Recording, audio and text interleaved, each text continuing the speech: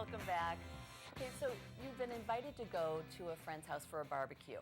And as you're in the backyard, you're kind of observing some of the yard art that this person has, and you're thinking to yourself, who collects all this stuff?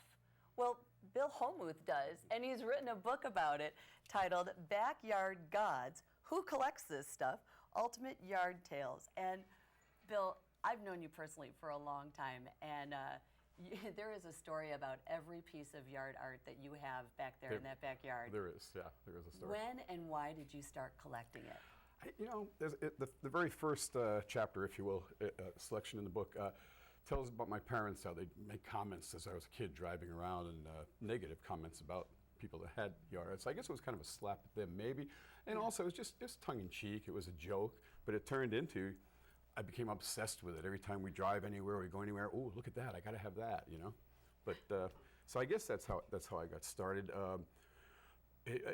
I've just been thinking about this recently, and ironically, my wife, who was driven crazy by this, she thought it was tacky and nothing out front, keep it in the back.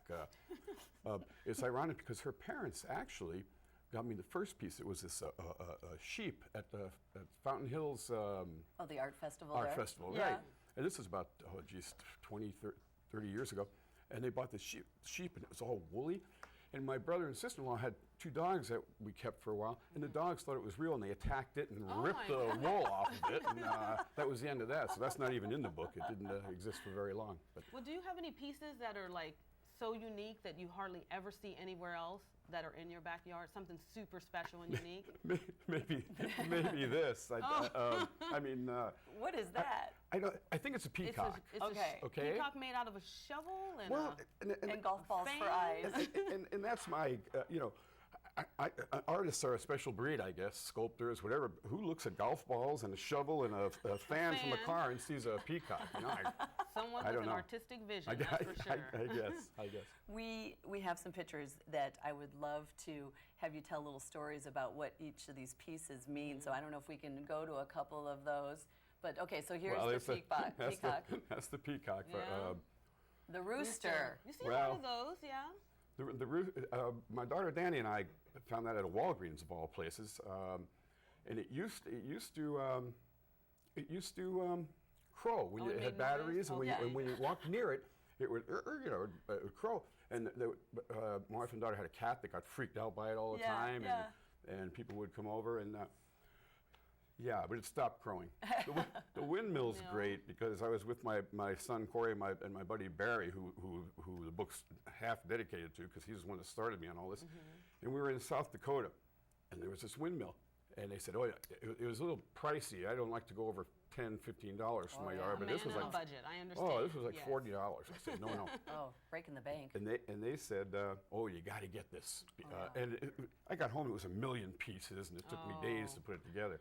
Welcome, Bear. Well, I got sneaked out front. I found that at Walmart, and that was like $40. And I went to Michigan. I wouldn't buy it. I came home, and this one was damaged. Had a little chip out of it somewhere.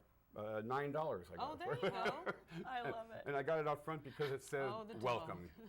And then you tell people to go away. Well, when I bought that, that's funny. The flip side says welcome.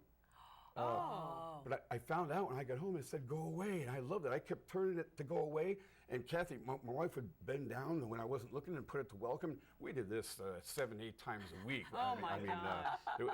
It got a little Look at tired. that. Look at your backyard. That's, they were strategically placed. This was kind of at the end when I finished writing the book. My son and I gathered them all together and took that shot. And now they're on the side of the house, a little graveyard. So. Well, and you have been, a former English teacher at Horizon High School for 40 years. This book is... 20 years at Horizon. 20 years at Horizon. And 20 at middle schools. There you go. And this book is such an easy read, and it's so fun. What kind of style how would you describe this style that you wrote? There's a lot of sarcasm, I guess, but I called it sudden nonfiction. There's a sudden fiction or flash fiction. It's kind of a new thing last 15, 20 years. Okay. Real quick things that make a point rather quickly. And I like that. I like succinctness and brevity and terseness. You know, it's a quick read. Yeah, it's good to read on the plane. It's got lots of pictures and it's got funny little quotes. Coffee. It's a coffee table book. Yeah, also. there you go. And it's just so unique that you came up with something like this. And again, being an English teacher, who do you like to read? My favorite authors, I guess my two favorites are Richard Brautigan and Ernest Hemingway. Oh, nice. And they're short and sweet.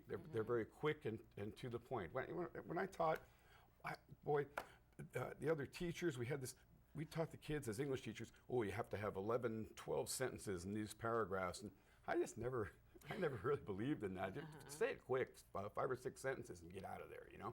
I just love I like your style, Bill. I like your style. Absolutely. And there's a story about each and every one of these pieces here. There is. And where can we find your book? You know, I had trouble with changing hands or whatever because I need to display it there. I don't have a title on the spine or whatever. So I didn't pursue that. You can go to Weebly. Weebly. Okay. I'm sorry. It's www.backyardgods. /Weebly. Weebly. Got I it. think. All right. There we go. Oh, we got it right there on the screen. Okay, you know what? Thank you so much. And this was thank you fun. for sharing the stories of all these pieces. Thanks Great for having you me. on It's here. great. Thank We'll you be very right much. back with Group Scoop coming up next.